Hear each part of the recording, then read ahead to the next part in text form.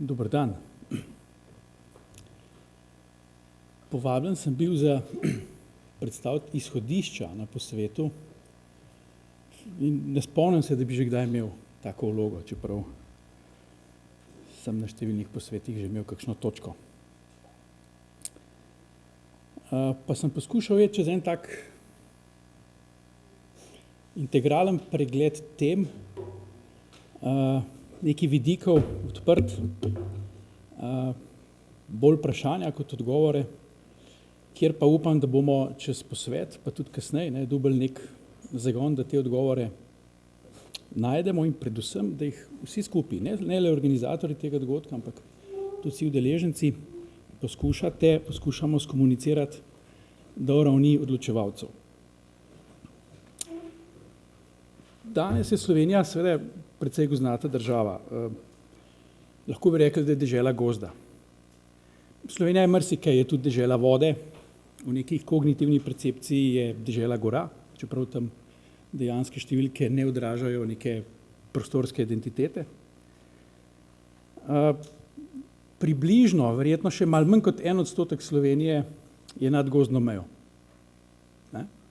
Se pravi, bi v nekem potencialnem okolju lahko preostanek, če vzamemo kakšne vodne ali pa zamočerjene površine, lahko porastel gozd. In danes Slovenijo prekriva približno 60% gozda, se pravi 60% tal je pod gozdom. Številke, ki jih tukaj vsi zelo dobro poznamo. Pričemer se večkrat pozablja, da v bistvu gozd raste le tam, kjer mu mi dovolimo. Se pravi, kjer ne počnemo nekaj, kjer potem ta raba, ta gozd odnese. Lahko raste tam ali pa z namenom, da potrebujemo njegove usluge, da ga gojimo, poznamo prakse gojenja gozdov in tako naprej. Lahko pa enostavno poselil nazaj nek prostor, ki ga ne uporabljamo več.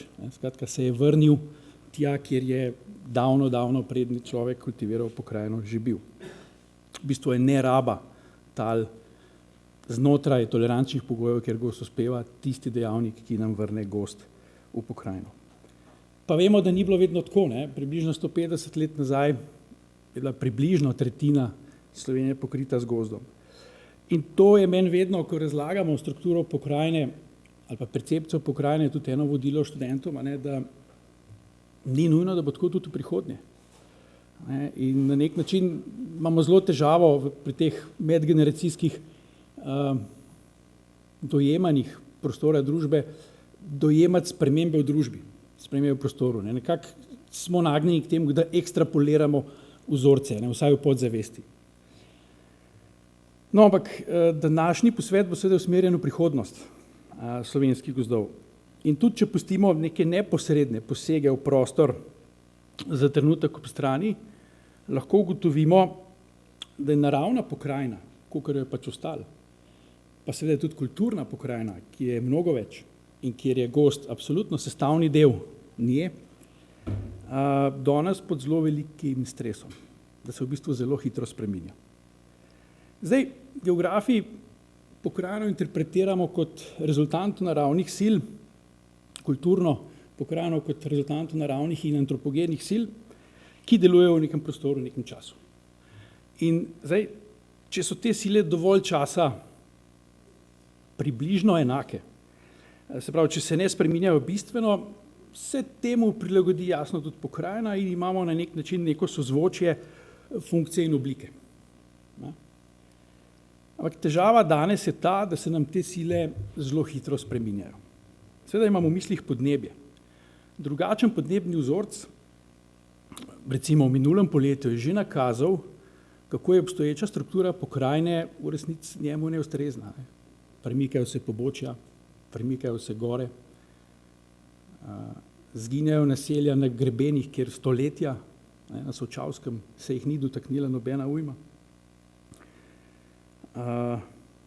Vetrolomi, plazovi, vse to so posledice te neravnovesja v pokrajini, ki se kažejo tudi v gozdu. V bistvu dobivamo novo pokrajinsko strukturo. če si hočemo ali pa če si nočemo priznati. No in tu nekje se verjetno ustavimo lahko tudi pri gozdu, ne, ki je zelo na udaru teh sprememb. Izbruh podlubnikov ni nič drugega kot neka sinergija podnebne anomalije, enkratnega dogodka in kasnejših odstopov od povprečnih temperatur in seveda verjetno tudi nekih človeških posegov v gozdni ekosistem preteklosti.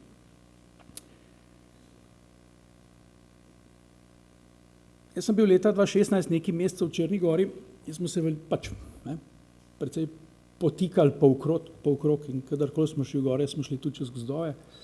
Smo se z gozdarji pogovarjali, takrat so mi predstavili neko težavo, njim se že takrat zelo hitro sušila bukev, zlasti mlajši sestoj.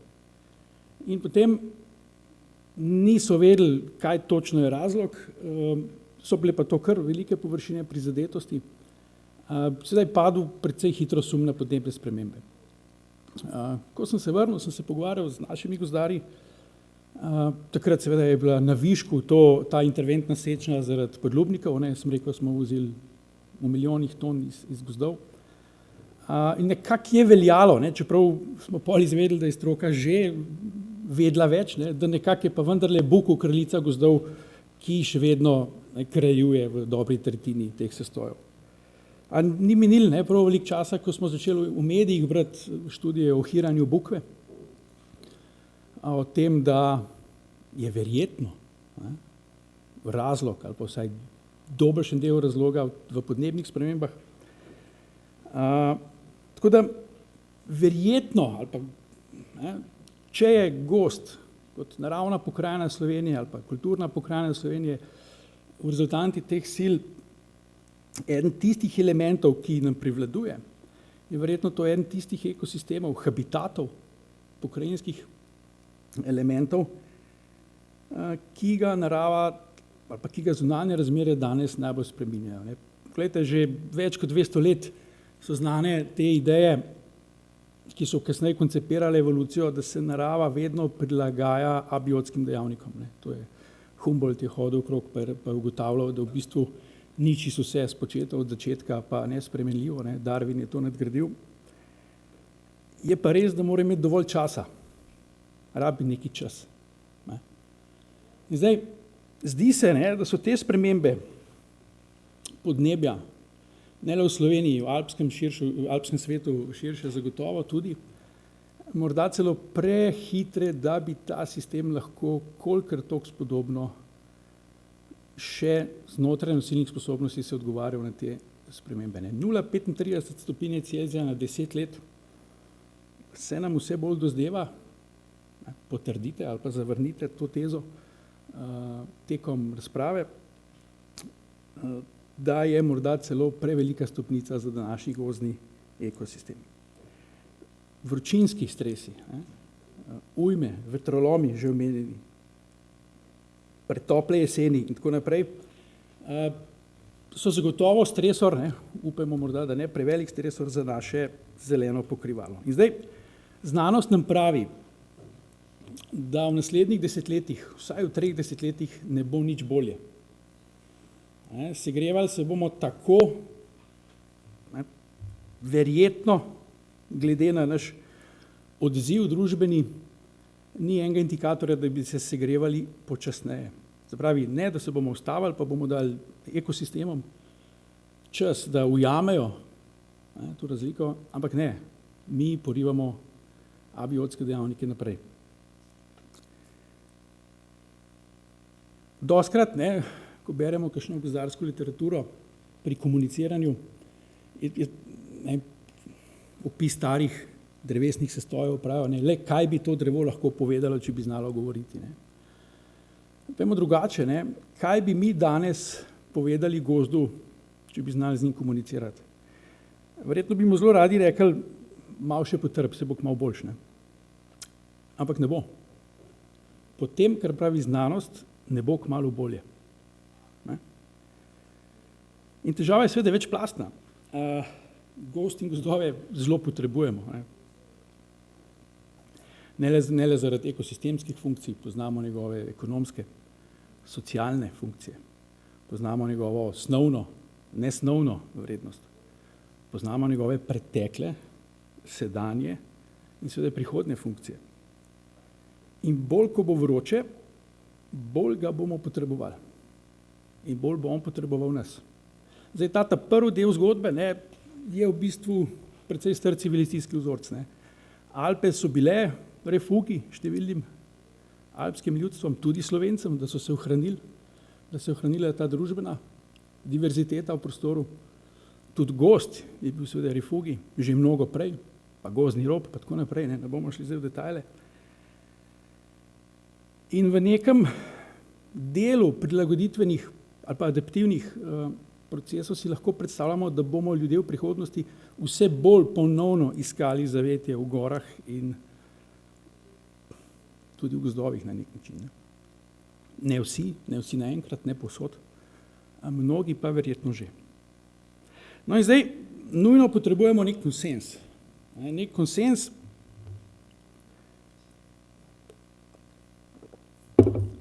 da smo sposobni se dogovoriti o tem, da gozdne ekosisteme v prihodnje razbremenimo, dajmo temu reči vseh nenujnih pritiskov. To zna biti pa po mojem mnenju precej velika težava. Namreč pogovarjamo se o neki samoregulaciji, ki je v bistvu lastnost, ki je evolucija ni dala v zibko vrstam, bolj je zato zadolžila stresorje okolja. Ne. Človek je pa iz te zibke evolucije šel že zelo dolg nazaj s tisto tako imenovano kognitivno revolucijo. Ne. Ta pa sploh ni poskrbela za to, takrat tudi ni bil čas za to, da bi se ohranjal z neko samoregulativnim mehanizmom. No in poglejte, ene par stvari še, nekaj primerov. V mestih v zadnjem času, tudi v Sloveniji, se zelo hitro senzibiliziramo glede drevnine, glede posameznih dreves. Skrbijo nas manjši parkovni sestoji, skrbijo nas posamezna stara drevesa, skrbijo nas mestni gozd. Znamo zelo, kar je prav, kar je v redu, nič narobe. Znamo komunicirati teme blažiteljev mestne klime, znamo komunicirati, tudi mesta se zavedajo težav povezanih z mestnim podnebjem in vročinskim stresom in tako naprej. Ampak v resnici vsi pozabljamo, da je vektor podnebnih sprememb precej večji kot vektor spreminjanja mestne klime, se pravi,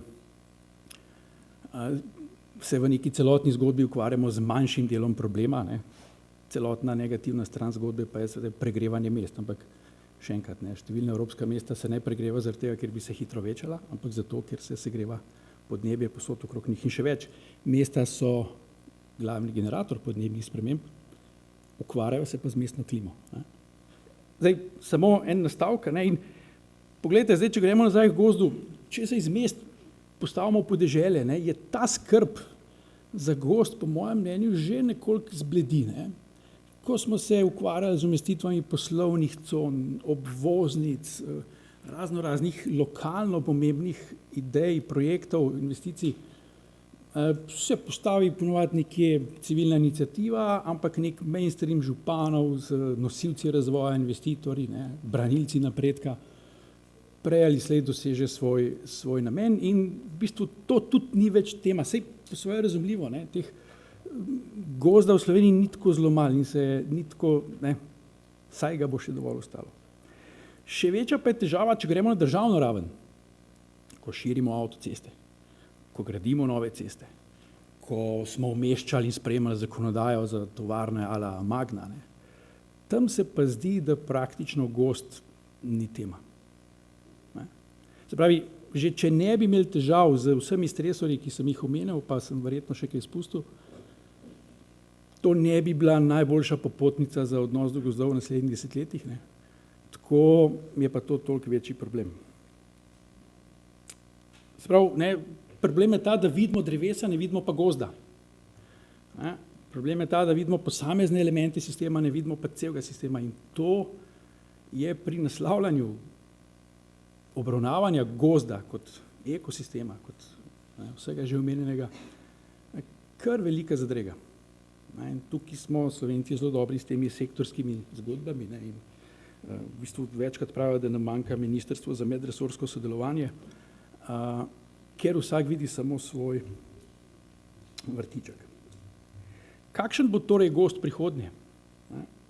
Kako se bo spremenila njegova sestava? Nam so gozdarji na neki delavnici pred 2 leti zelo jasno pokazali, kam približno gre sprememba gozdnih sestav.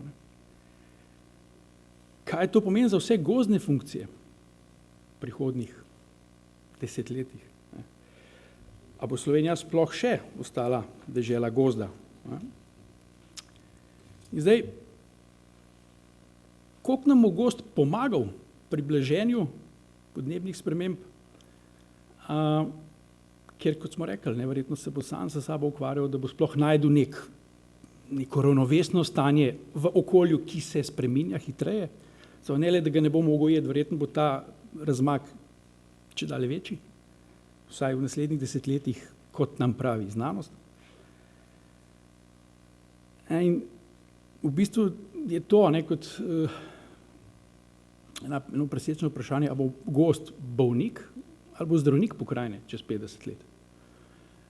In ali bo zaveznik nekega civilizacijskega razvoja, kar je v preteklosti vedno bil, vsaj tam, ki so ga ohranili, in mi smo ga, ali bomo nanj pozabili in iskali rešitve v umetni drevnini, v nekih drugih ponorih in ne vem kaj še vse. Tako da naj bo tale, bom rekel, z vprašanji ali pa z izzivi prežet nastavek neko izhodišče za današnjo razpravo in še enkrat upam, da bomo vsaj del tega naslovili že danes, predvsem pa, da bomo skozi ta in še mnoga druga vprašanja gledali na gozd kot nek element, ki sedaj ga nujno potrebujemo, smo z njim zrasli, vzpostavili konec koncev tudi neko prostorsko strukturo, ki je nam zelo všeč in v kateri se radi istovetimo, za katerega pa vse prevečkrat pozabljamo, da posredni in neposredni vplivi absolutno vplivajo na njegovo funkcioniranje. In nikoli prej, vsaj kakor vemo, v zadnjih nekaj stoletjih, se te razmere, pogoji niso spreminjali tako hitro, kot se zdaj, in v bistvu imamo upravka z nekim resničnostnim šovom, ki se začne na uni strani našega okna in ne na TV ekranih, kar ni igran in mogoče ni bil tako zelo predviden. Tako da toliko z moje strani, se bomo pa še srečali danes v razpravi, ki sledi na koncu, pa mogoče tudi vmes. Hvala lepa.